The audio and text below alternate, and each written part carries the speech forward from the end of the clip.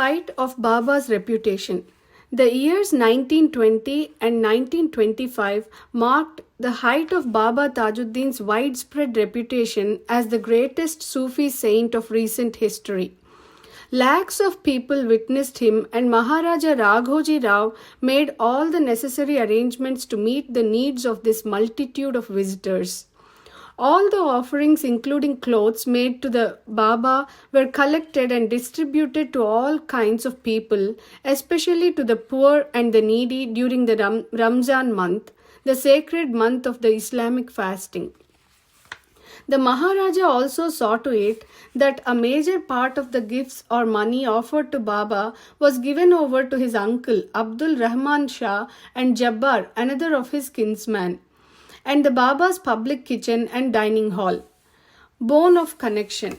But also some misdirected Muslims, dazzled by the money and the rich gifts that flowed endlessly through the hands of the Maharaj simply because the saint stayed in his palace, became victims of greed and jealousy. So they resolved to drag Tajudeen Baba away from the palace somehow. To this end, they did not even hesitate to fan the flames of communal hatred. They had little regard for the colossal, divine, and historic role which the great saint was playing in demonstrating by his own example that differences of caste, creed, or community, and even the external show of religion, have little to do with the real spiritual advancement and devotion to God. In the light of the attitude of Jesus Christ to those who crucified him, he said, "Father, forgive them, for they know not what they do." In this controversy, the first demand of the Muslim brethren was that they must set up a Muslim symbol on Tajudeen Baba's dargah. Hitherto, both Hindus and Muslims received equal treatment there. Now the Muslims wanted to limit and confine Tajudeen Baba's glory to Muslims alone and brand it symbolically too, not realizing how terribly they belittled the saint's noble mission by such narrow-mindedness. Gradually, Abdul Rahman Shah and Jabbar were all persuaded to fall in line with them. So, in 1925, a committee was formed with one Nazar Khan as its president and one Mr. Yusuf, a barrister, as its secretary. Among the members of this committee were those who wished to be recognized as Tajudeen Baba's chief disciples.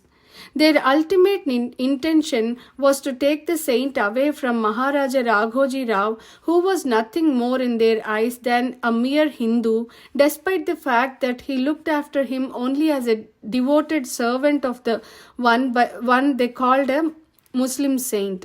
But as a matter of fact, their chief motive was the money and the rich gifts that were offered to the saint. Naturally, the Maharaja was quite heartbroken at the hue and cry raised by this controversy and the drift of the subsequent events.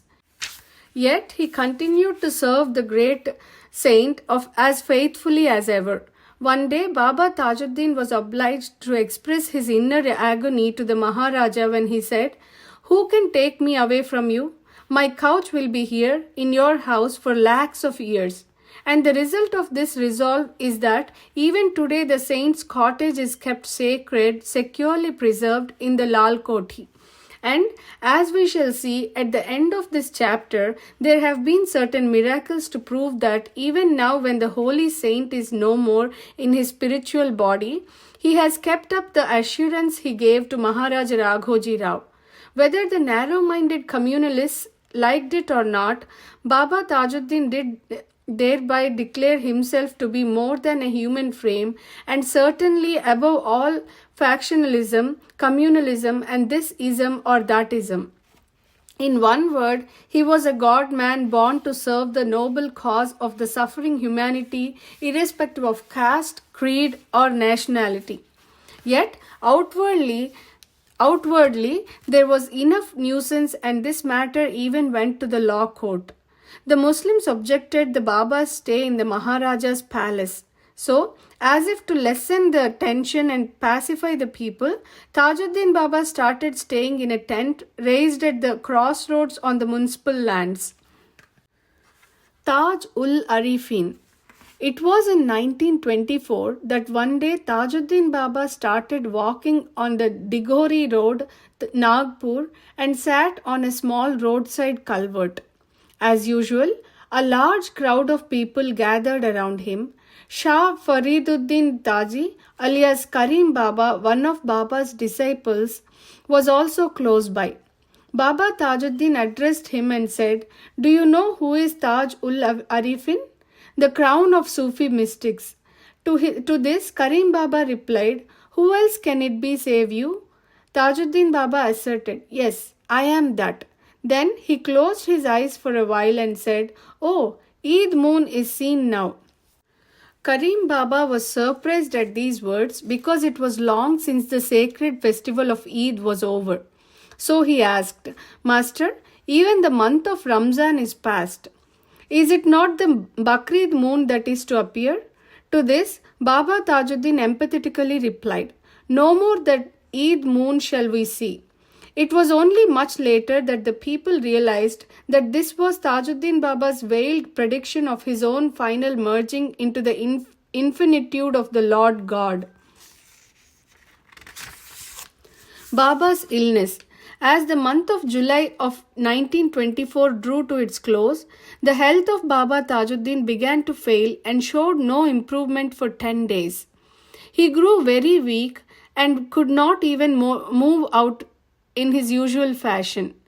Maharaja Raghoji Rao was extremely upset at his condition and started visiting him very frequently. The communal rivalry set ablaze by a few perverse individuals was continuing unabated. Some of the Muslim devotees of the Baba encamped themselves on the road, but as they were private lands, the owners had them evicted. Then they settled on the land granted to them by one Niyazuddin. With Tajuddin Baba's consent, Karim Baba was first to raise structure there.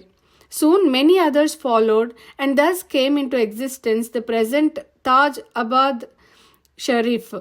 And now the Baba ordered that the bell that used to be sounded every day at sunrise in the palace of the Maharaja be rung henceforth, and Baba went there and sat in the mosque and asked some food. All the devotees brought food, but he ate a little and then slowly walked along a road towards the city. On the way, he stopped in an open plot of land and sat there. He then picked up a handful of dust, smelt it, and declared, "This soil is good. If you raise a building here for me, it will be good." After a moment's pause, he again said, No, keep quiet. A hut will be enough." In the following days, Tajuddin Baba's health steadily deteriorated. Yet, he kept loitering a little in the evenings. Now the holy month of Bakrid commenced. On the sighting of this month's moon every year, the devotees of the Baba used to offer him a new long shirt. He also used a new lungi, a wrapper around the lower parts of the body, and used to go to every street of Nagpur to grant his darshan to one and all, including those who could not go to his place. But this time, the Baba strictly ordered that he should be offered no new garments, nor did he move out. The whole month passed in a state of suspension till the month of Muharram commenced. Procession to Karbala. As usual, on the 10th of Muharram, Baba Tajuddin wore the green jubba, long shirt, and went to the Karbala. The tabots are buried after 10 days mourning and some religious ceremonies performed by the Muslim community. On this annual festival, the Maharaja of Nagpur, who considered himself as nothing more than a servant of the saint, also used to proceed in a procession with all his equipage and royal insignia. First, the Maharaja used to proceed on his elephant with his retinue, followed by Hazrat Tajuddin Auliya, his murids, disciples, devotees and the common crowds. But this year, 1925, Baba proceeded to the outskirts of Sakardara. Then he took a paper from the wazir, lifting his hand up and recited the relevant hymn.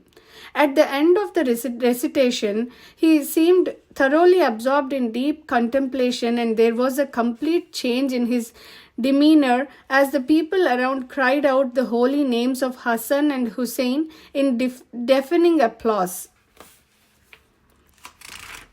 After a little while, the Baba returned to his tent. The deteriorating health of Baba Tajudeen became a continuous source of anxiety and fear of an impending crisis for his disciples and devotees. Here and there, even the words of the Baba sounded notes of warning of the approaching end. Famous doctors like Jafar Hussain and Dharmveer Munje attended on him continuously, but they could not diagnose or decide upon a proper line of treatment. Maharaja Raghoji Rao, however, had feeling that the saint would not retain his physical frame. Yet the Baba's countenance was calm and serene. When the Maharaja approached him, the Baba looked up at him affectionately and the former politely begged, "Sir, many people have come to see you. Shall I allow them to come in?" Baba smiled and said, "Yes, do." Passing away. It was the evening of Monday, the 17th of August, 1925. A large number of birds gathered on the Maharaja's palace, but, contrary to their natural behavior, they were all unusually quiet and still. The Baba raised his hands up and prayed for the welfare of all, blessed them, lay peacefully down on the couch, and, with a slight gurgling sound in his throat, he let his spirit merge into the infinite. Inna lillah iwa inna alayha irajun. To God we belong and to Him we return. The news spread to all parts of Nagapur city like wildfire. The whole city was terribly shocked and upset. Every soul felt as if the city was deprived of its sturdy support on which it had consciously and or unconsciously learned to lean. Both Hindus and Muslims felt the loss too deeply and burst into wailing and tears. They thronged to Sakardara, yearning to have the last glimpse of their beloved saint, who was a symbol of the Lord's grace and blessings to them, a most dependable friend to solve their worldly troubles and avert misfortunes for half a century.